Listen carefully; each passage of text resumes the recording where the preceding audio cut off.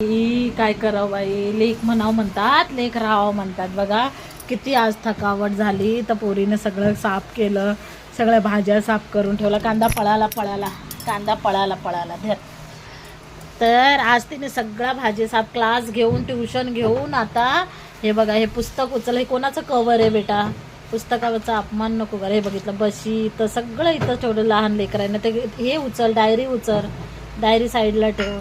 बघा एवढं सगळं काम केलं हिने. कांदे वांदे मार्केटला पण मी गेले होते, मार्केटला पण सगळं साफसफाई तिने केलंय. बघितलं सगळं. दाखव भाज्या कोणत्या कोणत्या साफ केल्यास तू, दाखव बेटा. तुला नाव तरी माहिती आहे का या भाज्यांचं? नाही माहिती. सांग बरं हे काय आहे? ही कोणती भाजी आहे? ही तर मेथीची भाजी आहे. कोणती? ही शेपू साफ करून ठेवली. ही काय आहे? कांद्याची पात. आणि ही सांग बरं काय लवकर. कोथिंबीर. हा हे मेथी मला काय माहिती. आणि हे पालक. बघितलं गाई सगळं साफ करून हिने ठेवलंय. ही तशी लई सुंदर आहे, काम लई चांगली करते, पण कधी कधी टेढा काम करते.